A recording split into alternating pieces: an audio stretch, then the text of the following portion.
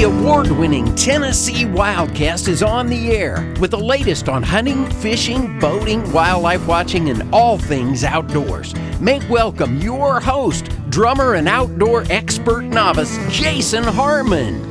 All right. Hello, everybody, and welcome to this edition of Tennessee WildCast. We thank y'all for tuning in. Thanks for listening. Thanks for watching. I've made it back to the office. I'm excited. We've got limited access to the office now, and I'm able to get in the studio and shoot this show for you today. So we're all still social distancing. I got Tailor Martin from the Tennessee Wildlife Federation and Mr. Mike Parsley, my boss here at the agency. He's our Assistant Chief of Communications and Outreach, and I appreciate these guys being with us. But they're on location at their homes and their offices at home, and I'm here in studio and glad to be here. It should be a good show for you today. Before we get started, I wanted to just kind of highlight what all's going on. We've been putting a lot of content out there on YouTube and Facebook, videos about how to go fish and tackle tips and ways to fish and things like that. And we're excited to bring you those. And then Matt Cameron out in East Tennessee came up with an idea called Drop the Tailgate, and those have been rolling out on Facebook and YouTube. So go check those out. It's just conversations on the tailgate after the hunt or after the fishing trip and that kind of thing. So it's pretty neat to check those out, and a lot of cool stuff is learned by watching those. And we appreciate Mike leading the charge on some of those tackle tips. He's got some insight on some fishing. He loves to fish, and we appreciate him doing that for us. And then we're gonna talk about the Hunting and Fishing Academy today. Before we do that, I wanted to talk about a hat, not the one I'm wearing today, not the WildCast hat, but we do have another hat coming soon. It's a navy blue color with the agency logo. We've been selling some hats here lately. We had the winter version, and then we had the tan version that has the mesh back, and now we got a blue one coming, a dark navy blue with a mesh back, and it's a pretty cool hat. I've seen it, and it'll be online before you know it, so go check that out, get you one of those. But anyway, just wanted to throw that out there, and let's welcome Tailor Martin. Tailor, thank you for being with us today. Thanks for having me. And Mike, thank you for jumping in here and helping me co-host today. I appreciate that. No problem. We're going to talk about the Federation. Not a lot of people know about the Tennessee Wildlife Federation, and we want to highlight what they do, and then want to jump into the Hunting and Fishing Academy, a new program that they're leading for us, and should be a fun conversation. So let's just jump in real quick. What is the Federation? What does the Federation, Tennessee Wildlife Federation, do, and who are they? Tailor?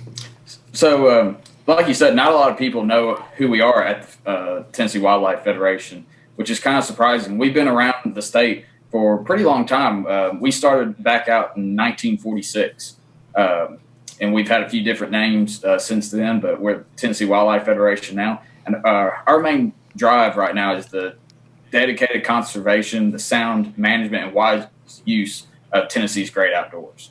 So we're really a group that represents hunters and anglers all throughout the state of Tennessee. We try to represent their best interest and the interest of the great outdoors.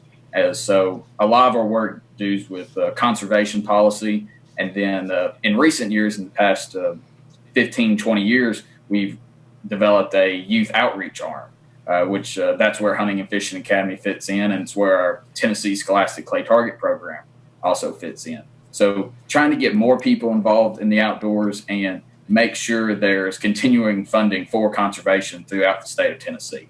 Because we all know with North America being on the conservation model that it is, most of the conservation dollars comes from hunters and anglers buying their hunting and fishing licenses, and then the excise tax they pay on their equipment. So we know if there's less people getting involved in the outdoors, there's less money to go towards conservation. And that not only hurts hunters and anglers, but it also hurts bird watchers, hikers, kayakers, people that just like getting out in the wild places of Tennessee. So the Tennessee Wildlife Federation focuses most of its time on making sure that funding model is sustainable and advising on policies that affect conservation of game and non-game species in the state of Tennessee. I guess, and your big policies, y'all are a watchdog, the wildlife watchdog on Capitol Hill. Is that right? That's what you're known for? That's right. And we've advised on a few big legislations. One of our biggest that people in Tennessee may remember, especially hunters and anglers, was the constitutional amendment for the right to hunt and fish. That was a big push that we made years ago. And got that added, so it's a state right for people to hunt and fish in the state of Tennessee. Here, Tennessee Wildlife Federation is an independent nonprofit that is affiliated with the National Wildlife Federation. So y'all got our backs, right? We do. We always try to represent all the hunters and anglers, and even just the outdoor enthusiasts of Tennessee. Well, today the main focus and what we really wanted to cover and highlight the most was this hunting and fishing academy. It's something new that we've brought to life. It's a awesome program, I think, that's going to help encourage people who have never hunted and fished before, encourage folks to get out there and pass on the tradition of hunting and fishing, those mentors, and we'll talk more about all these different elements. So quick overview of what the Hunting and Fishing Academy is. Taylor? So the Hunting and Fishing Academy is a program that's designed to give hands-on experience to those people who have never hunted or fished before. And it's really geared towards, people with little to no experience. We bring them out on usually multi-day experiences, and we try to teach them everything that they're going to need to know so they can go out and hunt and fish again in the future. Because like I said earlier, the conservation model, it really runs off of hunting and fishing licenses. We just don't want to take that person hunting or fishing for a weekend and then they think, oh, that was fun. I don't think I'll never go back and do that again, but I had fun this one time. We want them to go out and continue to hunt and fish for the rest of their lives. So we really focus on the educational pieces during our events to make sure that our participants learn what it takes to be able to go out and hunt a deer or hunt a turkey on their own in the future, and utilizing public resources and knowing what equipment they need and things like that. And we have our events all throughout the year. We have small game, large game, waterfowl events. So we usually have events just about every time of the year. And this entire program runs off of volunteers. We have a volunteer program called Hunt Masters. Hunt Masters are volunteers that are trained through the program and usually lead these experiences. The Hunting and Fishing Academy only has a staff of 3 people. So if we're ever going to really make a big difference in Tennessee, we need volunteers to help us run these experiences. We actually just finished up a Hunt Master training this past Saturday where we trained some new volunteers, and they're going to start helping us out this fall. But volunteers are who we rely on. These volunteers are men and women who have spent most of their lives in the field, and they've reached the point in their hunting career where they feel like they want to give back. They want to share the knowledge that they've gained over their years of experience. And this program allows them to do that. It's kind of like, you speak of volunteers, it's kind of like our hunter education program. We couldn't do it without those guys volunteering. Our officers are busy out there, and we don't have the manpower inside the agency to pull off hunter education classes all across the state. So those volunteers are important, and I can see where they would be important for this, for sure. Exactly. And a lot of our hunt masters are hunter ed instructors because of the same reason. They have knowledge that they want to pass on, and they see our program and the hunter ed program as avenues to do that. Yeah. What are the requirements, Taylor, for someone to want to be a hunt master? Hunt master, really the only requirement that we have is that you're willing to help. We have some hunt masters that actually don't know that much about hunting and fishing, but they want to come and help at our events because like I said, these events are usually multi-day, and some of these events require primitive camping. We also teach general outdoors skills, and some of these volunteers, they'll come and they'll be the camp cook for the weekend, or they'll come to help around camp, things like that. But anybody that enjoys the outdoors and enjoys sharing their knowledge about the outdoors with others, that's really the one requirement we have for you to become a hunt master. Just got to have a passion for it, right? Right. And that's what gets other people's passionate about the outdoors when they see somebody else that already has a passion. Right. The actual participants, you have been catering these events toward young adolescents, children, but you guys are entering into a new phase. What are you guys thinking about doing now? Yeah, so in the past, we've really just dealt with youth, really less than 18 years old. But I hope this fall, we're actually going to be launching an adult program. So that's going to be for people in their 20 years of age or plus. And that's a program that we're really excited about. We're working with some other partners to really build that out. But it's going to be a similar program, but it's going to be geared towards adults. So it's going to be focused around making sure that we fit into an adult's busy schedule, because we know most adults can't dedicate an entire weekend to one thing. They got other things they need to do. So we're going to be very accommodating for that. And we're going to be having different workshops for them to attend to learn all the necessary skills of how to go out and hunt or fish. And then we're going to cap it off with an actual hunting experience where we're going to pair them with some of our hunt masters in the area, and they're going to go out and hunt for deer, turkey, however we decide to run it. And once everybody gets a chance to hunt, we'll all gather back up to kind of recap the hunts, see what everybody's thoughts were, and hopefully those people go out to continue their hunting and fishing career. Yeah, and that just makes sense, right? Because the young adults, 20 to 35, 40 years age, they have young children anyway. So if you get the adults, you're also getting their children anyway, right? Yeah, you really get 2 for 1 almost if you train an adult how to hunt, because they're if they enjoy it, then they're going to start taking their kid. And even with our youth program, at all our youth events, the kids are required to bring an adult chaperone with them, and the adult or parent does everything with the kid. We not only teach the youth how to do it, but we teach the parent for that exact same reason. So when they leave there, not only does the kid know what to do, but the parent does as well. And hopefully that is something they can go out and do together in the future, because like most of us who hunt and fish already, that's how we got started in it, is that a family member took us hunting and fishing. And we think that's going to how we build the next generation of hunters as well. Yeah. Are these events 3-day weekends, or are they week-long events? So what are your thoughts and what's going to happen in the future with these different programs? They vary in length depending on what the hunt is. Usually our big game hunts are 3-day. They start on Saturday evening and run through Sunday afternoon. And that's really to make sure everybody has the best opportunity they have to harvest an animal.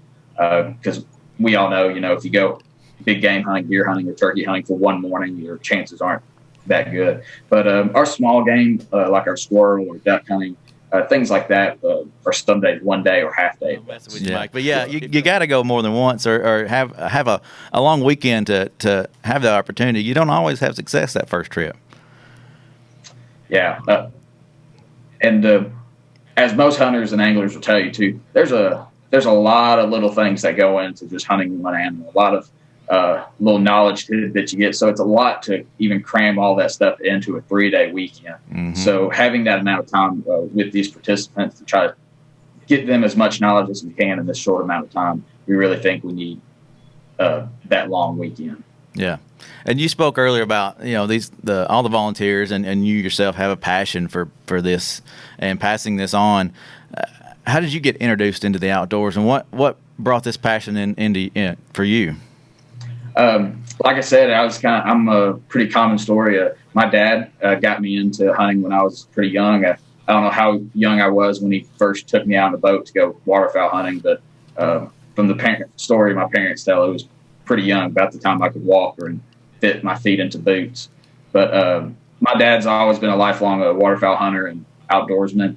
He's actually an employee of the Tennessee Wildlife Resources Agency. He's the manager over at Reelfoot. I think he just got his 30 years in with the state. So growing up with him, that's what instilled a love of the outdoors and a love of hunting for me. And like I said, I think that's a pretty common story. We know with most of our hunt masters and most of our volunteers that when you ask them how they got introduced to the hunting or outdoor lifestyle, it's usually by a parent or like a close family. Yeah. Hey, Mike, how did you get introduced? How did you get into the outdoors and love of hunting and fishing? I know you fish a lot. You love that part of it for sure. My dad and I, we always went. It's same story with a lot of people, but that's the problem. There's some people out there that, and it's getting more likely that parents don't take their children. So what we have to do is create new parents who do go hunting and fishing, and then they can start taking their children. So that's our job, and that's Taylor's job. It's my job, and of course that's your job too. So yes, sir. That's what we are tasked with, and that's what we're trying to do through the things like Hunting and Fishing Academy and our fishing tips that we put online so people can learn how to fish. And the way I see what we do, and you and I and Taylor, we're teachers. I mean, we're not teaching math and science and things like that, but we are teaching outdoor skills. And if people do not have the skills to take part in the outdoors, they're probably not going to do it for very long. People don't do what they're not any good at. So we have to teach them well. And if we can teach someone to hunt and fish, then we've done our job. Yeah. Passing on that legacy. Somebody's got to do it. So that's what we're here for. What does an event look like cost-wise for this hunting and fishing? Does it cost the person to come out and participate? It does. There are registration fees, and it depends on the length of the event. Everything's built off that half-day model, so like a squirrel hunt. So half-days cost $25 per participant, and that covers the meals for the day and equipment that they may need, things like that. And then that just kind of compounds on how many days the event is. Okay. And you need hunter education and that kind of thing. You need some of that stuff, those factors play in. So make sure you do that or get the apprentice license to cover you there. But you still got to play by the rules. But, it's these events will be fun. You'll learn a lot. It's a great time to get outdoors and talk about the hunt and enjoy the outdoors and be out there and see the birds chirp and also maybe have an opportunity to take a bird, turkey or something like that. One of the cool things about our events is, I tell everybody, is that everything's a learning opportunity. So when that person first shows interest in one of our events and we give them a call and it's like, hey, we'd like to select you to come out on this event. What do you think? And we're like, well, I don't know what all I need is. That kind of starts the teaching moment for us, even before they get out to the field. It's like, well, you're this age, you need to go make sure you find hunter's ed. We can direct you to the place you can go find the nearest hunter ed to you. We can help you get signed up for a class and make sure you have the correct licenses before you come out. So all these are teaching opportunities, things that normal, like lifelong sportsmen, we take for granted most of the time. Mm-hmm. These are all things that people need to know. And I think that's something that gets overlooked a lot when people's like, oh, I'm going to take someone hunting for the day. They just tell them like, hey, make sure you get this, this, and this, and they never explain why. And that's something our program really tries to get into from the very start. As soon as somebody shows interest in our event, we kind of start the teaching from that point on. Well, what events did you have last year? And explain how people will sign up for those events or did sign up for those events last year, and then get into some events that you plan on holding this fall and maybe next winter. So last year we had quite a few deer hunts. I think we had about 8 deer hunts across the state throughout deer season. We had a couple duck hunts. We have a really big duck hunt every year in West Tennessee, the Davis P. Rice Memorial Youth Duck Hunt, and that's usually about 100 to 115 kids that come to that one. We spread them all across blinds in West Tennessee.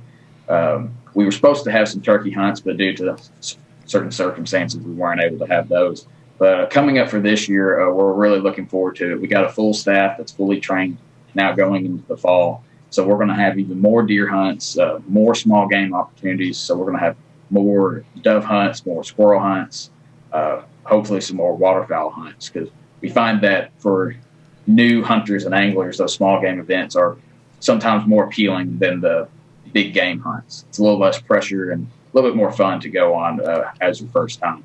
But for all these events, you can find them at our website at tnwf.org and go to the Hunting and Fishing Academy page from that website, or you can go directly to the page to show interest in our events at tnwf.org/interest, and they'll have all the events that we currently have on the schedule, and you can select one of them or all of them of how you want to get involved with the program.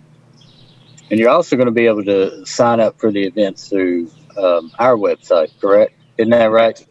Yeah, once y'all get that new functionality with the Go Outdoors Tennessee app and website, all of our events will be posted on there as Hunting and Fishing Academy events. So you can find us there. You can also find us on Facebook or Instagram. Cool. Yeah.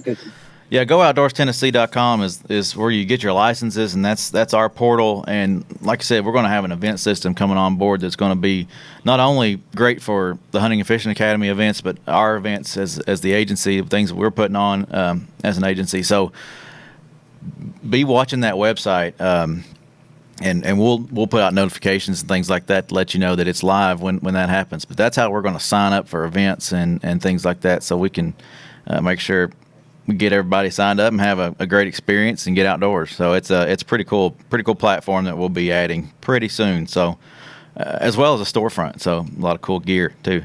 Something that was mentioned or maybe hasn't been mentioned is fishing. It's the Hunting and Fishing Academy. But what kind of fishing events are we going to be doing? We talk a lot about turkey hunting and deer hunting and waterfowl, but what kind of fishing events can we work in, or will we be working in to this academy? Yeah, so we're pretty excited about our fishing events, actually. And the years past, the Hunting and Fishing Academy has been around for a few years, kind of in a pilot phase. But this past year was the first year we've really opened up the program and we've opened up to the public. But this year, fishing events, I think, are going to take a new role in the academy. We actually have a fishing event coming up on June 27th in Clinton, Tennessee. That's going to be a trout fishing event. And it's going to be trout fishing mixed around with fly fishing. And we're looking to have more events like that. And we're even looking at having some overnight fly fishing and trout fishing events over in East Tennessee. And we're really getting back into the one-on-one engagement that we talked about earlier, the hands-on instruction. Instead of having 30 or 40 kids come to a pond and, fish for bluegill, stuff like that, we really want to dial in on particular species of fish going forward and really bring out the fishing culture and heritage that Tennessee has. Not a lot of people, not even Tennessee residents, don't know that East Tennessee has some of the best trout fishing waters in the entire country.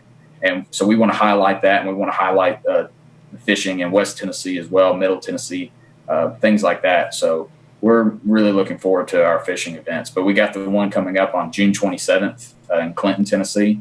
That one's coming pretty soon. We're really looking forward to that one. And then we're also scheduling a few trout fishing events for the fall and probably early spring as well. Awesome. All those can be found at tnwf.org right now, and I'm sure so you can get on there and check those out and get more information.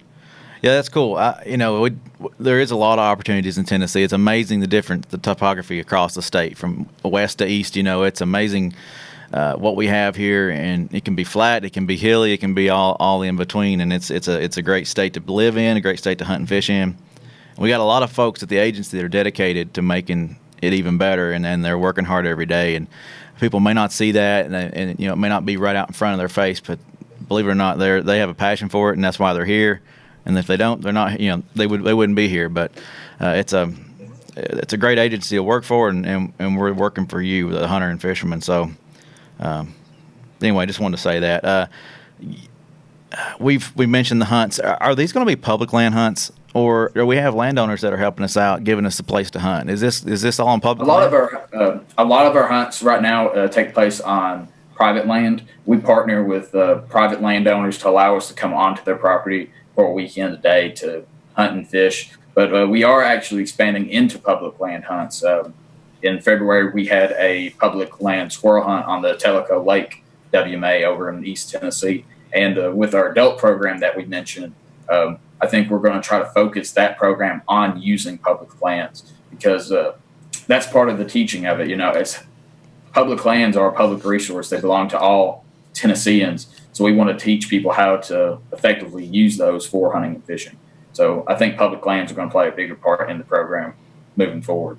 Yeah, there's a lot of opportunities out there. I mean, it's amazing the amount of land that we have to hunt and fish on, and it's open to the public. And I think there's a lot of good opportunities, and I think folks need to know about that. So that's great. I think that's good. We can do it on both private and public. I mean, people are not always open. Sometimes private landowners are not always open to having people on their land, but some of them are. Just go ask, and you might be able to get in. And I'm glad we have some of those good relationships with folks that'll let us use their places for these hunts. Yeah, and our landowners are just like our hunt masters. They grew up hunting and fishing, and they've been fortunate to get a chunk of land throughout their life, and they want to share it with others, and they want to share it towards a cause that teaches the next generation of hunters. So we've talked about passion a couple times today, and it's all about that. That's what our landowners see when they donate their property. It's to teach the next generation. Mm-hmm. Mm-hmm.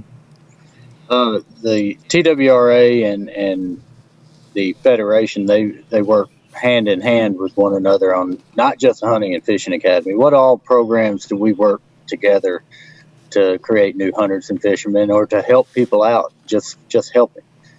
Mm-hmm. So TWRA has obviously played a huge part in the Hunting and Fishing Academy. The grant that we received for y'all is the reason we were able to expand and really make the program what it is. TWRA also helps out with our Hunters for the Hungry program, which allows hunters to donate their deer to local hunger relief. And that program would never have gotten as big as it could have if TWRA wasn't pushing it. I know our Hunters for the Hungry sticker is on the back of every TWRA truck in the state. And our Tennessee SCTP program, our Splice to Play Target program, has been a beneficiary of TWRA grants for years. That's probably the oldest program that we've had in the state for youth outreach. And it's every year it caters to any 1,500 to 2,000 youth across the entire state to introduce them to shooting sports. And of course, not only with our programs, but I know we work with y'all on litigation and legislation, and also advising on wildlife conservation efforts. I know we've worked with y'all very closely on the Asian carp problem and many other issues. Okay, so when someone sees Hunters for the Hungry or the SCTP or the Hunting and Fishing Academy, they need to think of the Federation and the TWRA, because we're both trying to get people out there hunting and fishing or just helping people out. We're two separate organizations, but we work very closely together because in the end, I think we're all aiming towards the same goal, and that's to provide for our current hunters and anglers and to create new ones in the state of Tennessee. Yeah.